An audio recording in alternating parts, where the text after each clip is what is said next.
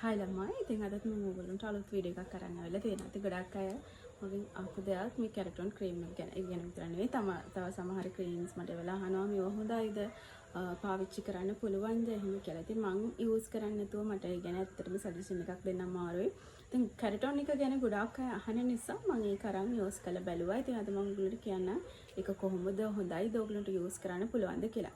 ඉතින් මුලින්ම මම මේක මෙන්න මේක මම කඩෙන් ගත්තේ ටිකක් ලොකු එකක් ගත්තා. මොකද මම ගත්ත ෂොප් එකේ පොඩි එක තිබ්බේ නැහැ. ඒත් එක්කම මම ෂොප්ස් 3-4කම බැලුවා. මොකද මේකෙත් ෆේක් ඒවා තියෙනවා. ඉතින් ඔරිජිනල් එක මොකක්ද කියලා හොයාගන්නත් මට ටිකක් දවස් ගියා. මේ ඉන්ටර්නෙට් එකේ බලලා ඒ කන්ට්‍රීස් වල වෙබ්සයිට්ස් බලලා තමයි මම මේ ඔරිජිනල් එකත් හොයාගත්තේ. ඉතින් මේක මම ගත්තේ 3250ට. මේ ලොකු එක මම හිතන්නේ පොඩි එකටත් වඩා ටිකක් අඩුයි.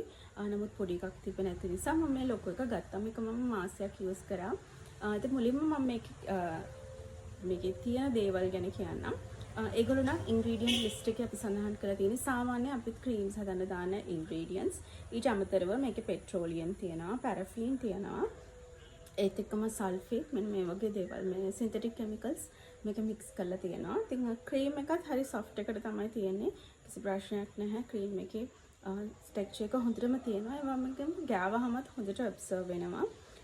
ඒත් එක්කම මේකේ ඒගොල්ලෝ වයිට්නින් දැන් අපි සුදු වෙන්න නම් මොන හරි වයිට්නින් ඒජන්ට් එකක් තියෙන්න ඕනේ. සාමාන්‍ය ක්‍රීම් එකක් ගෑවට සුදු වෙන්නේ නැහැ. ඒකට සුදු වෙන්න ඊට අදාළ මොනවා හරි ඉන්ග්‍රීඩියන්ට්ස් ඒජන්ට්ස් දාලා තියෙන්න ඕනේ. ඉතින් මේකේ ඒගොල්ලෝ සඳහන් කරලා තියෙන්නේ සුදු වෙන දාලා තියෙන්නේ කොජික් ඇසිඩ් කියලා. ඉතින් කොජික් ඇසිඩ් විතරක් අපි පාවිච්චි කරොත් අපිට ලොකු චේන්ජ් එකක් ලොකු සුදක් අපිට ගන්න අමාරුයි. නමුත් මේගොල්ලෝ ඒකේ දාලා තියෙන්නේ එහෙම. ඉතින් මේක මම යූස් කරා. මම යූස් කරනකොට මම තේරුම් ගත්ත දෙයක් එකක් මේකේ ස්මෙල් එකෙන් මේක පොඩ්ඩක් සුදු ලුණු පොඩි කරාම එන ස්මෙල් එකක් වගේ එකක් එනවා. ඉතින් මේ ස්මෙල් එක ගොඩක් වෙලාවට හයිඩ්‍රොකිනෝ වලින් එන ස්මෙල් එකක්.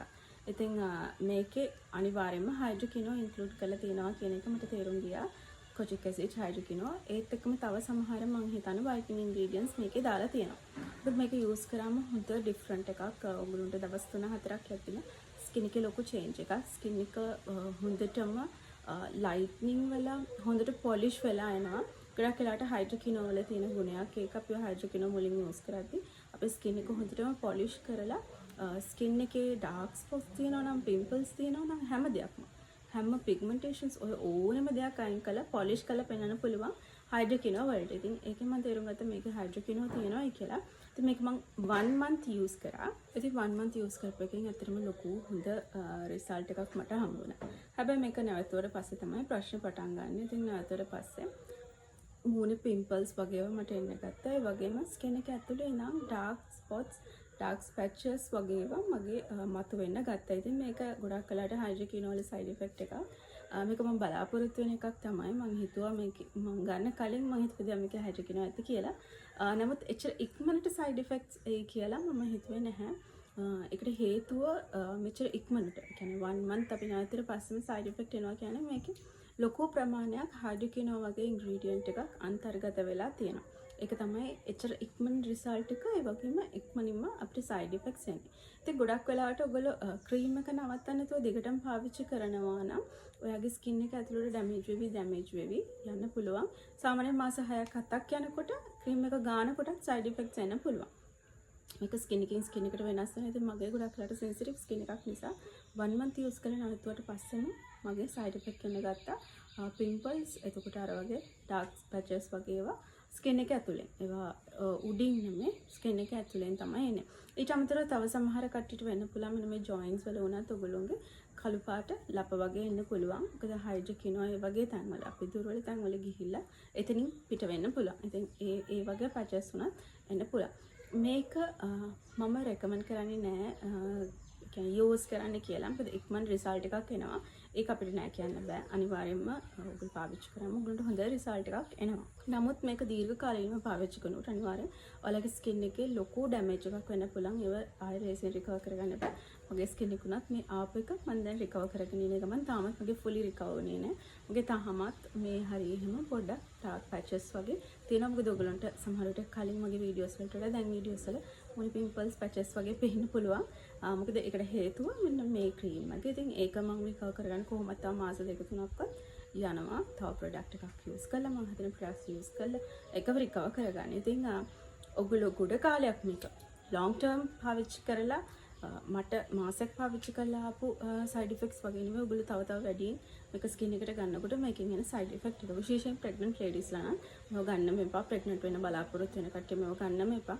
ස්කින් එක ඇතුලේ අපේ ලෙවල් 10 කියලා කලවම් වෙලා මේ මොන වගේ සයිඩ් ඉෆෙක්ට් එකක් තේද කියලා අපිට කියන්න අමාරුයි. ඒ නිසා හොඳම දේ ගොඩක් වෙලාට තව කට්ටිය අපිට තමයි මේක බ්ලීචින් ක්‍රීම් එකක් කියලා. මේකේ මාකරි අඩංගු වෙලා නැහැ.